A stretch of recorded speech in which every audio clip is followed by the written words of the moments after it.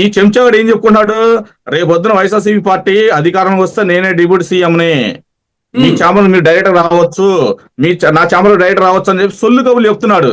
అసలు YSRCP party entertain చేస్తుంది.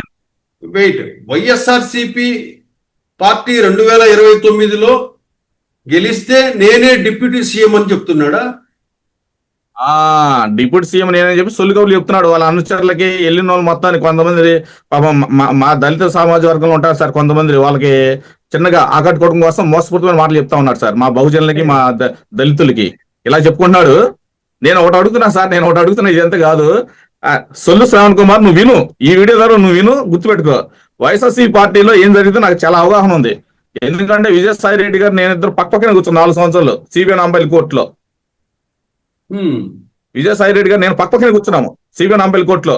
పేజాలు బర్గలు తెప్పించాడు తిను శ్రీనివాస్ అనేవాళ్ళు. జగన్ గారి నాలెడ్జ్ కూడా నేను ఉన్నాను. కానీ నాకు ఏ పార్టీ సంబంధం లేదు.